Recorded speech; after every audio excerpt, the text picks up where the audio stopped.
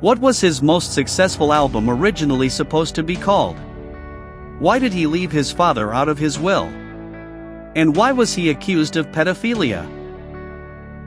You'll learn this and much more about the icon of global pop music in today's video. Michael Jackson. On August 29, 1958, Katherine Jackson gives birth to her eighth child, Michael Joseph Jackson, in the U.S. state of Indiana.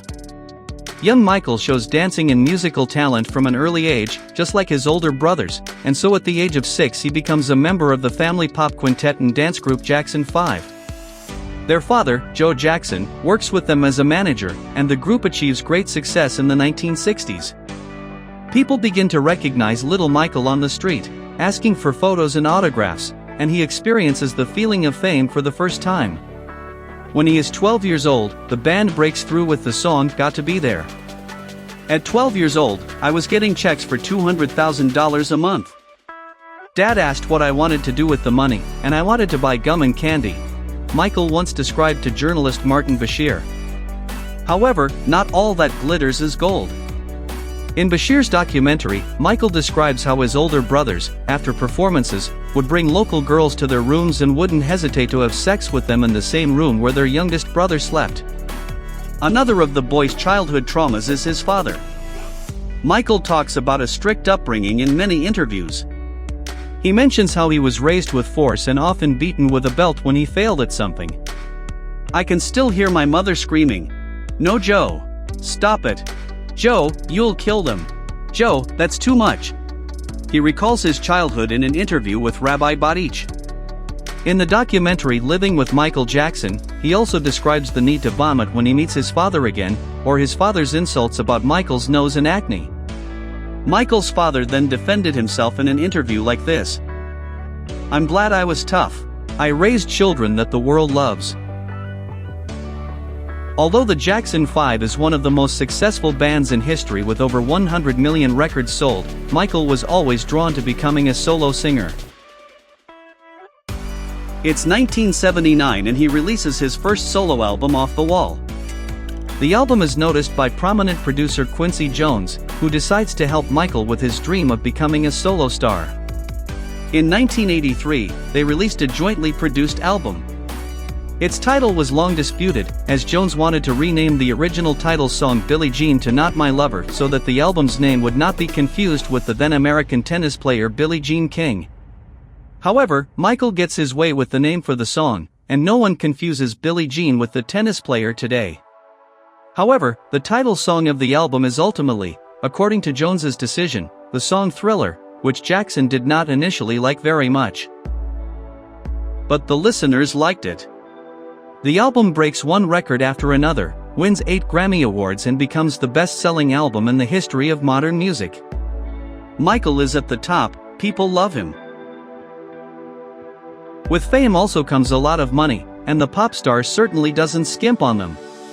His huge Neverland estate has an amusement park in the garden, he surrounds himself with toys, and Neverland becomes an entertainment center for many friends, but mostly no older than 15. The model for Neverland is Peter Pan. Everything around him is magical and he never grew up. "I feel like Peter Pan at heart," claims Michael. He also has his nose, which he has hated since childhood, plastically adjusted. Other plastic surgeries on his body have never been confirmed. A clear change in his skin color is visible on him, but he claims that it is a loss of pigment, which is confirmed in 1986 by Dr. Arnold Klein diagnosing the disease vitiligo, loss of pigment. But plastic surgery is far from Michael's biggest scandal. In 1993, he was accused by Evan Chandler of sexually molesting his 13-year-old son, John. However, the trial is terminated a year later after Jackson settles with the opposing party for $22 million. However, he is still often visited by children at Neverland. They play video games together, eat unhealthy food, have fun in the park. What is unusual, however, is that they sleep in Michael's room. In 2003, after the release of very controversial footage in Bashir's documentary, he was also accused of sexual harassment by Gavin Arvitz. The case becomes public and the media goes wild. Jackson begins taking large amounts of tranquilizers and loses significant weight. He is charged with 7 counts of child sexual abuse and 3 counts of administering intoxicating substances to minors. After a nearly 2-year grueling, high-profile series of trials, Jackson is found not guilty on all 10 counts. However, his career is irreparably damaged and the topic remains highly controversial to this day. After his acquittal, he takes refuge on a small island in the Persian Gulf. In the last years of his life, Jackson attracts attention more for his eccentric behavior, plastic surgeries, and constant accusations of people allegedly abusing children. However, Michael is still a pop star with a lot of well-known hits, so he attempts a return to the stage with the This Is It tour. More than 50 concerts are planned. But the tour never happens. The King of Pop dies on June 25, 2009 in Los Angeles from an overdose of sedatives. He leaves behind 3 children, Prince Michael Jackson I, daughter Paris and Prince Michael Jackson II. His personal physician, Conrad Murray, is sentenced to 4 years in prison for involuntary manslaughter, but leaves prison after 2 years. It is only after his death that people learn that Michael never came to terms with his father's upbringing and carried the trauma with him throughout his life. He actually removed his father from his will, and so he did not inherit a single dollar from Michael.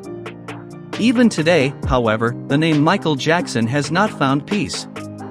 In March of this year, the controversial film Leaving Neverland was released, in which Wade Robson and Jimmy Safechuck described their relationship with Michael Jackson. He taught me to masturbate in his bed, or he said he loved me and that we would both go to jail for life if anyone found out. However, both men denied sexual abuse in 2005. It's hard for us to believe that Michael did anything wrong, says Safechuck. The Jackson family considers the film to be a pathetic way to make money off their relative and are suing the HBO television company.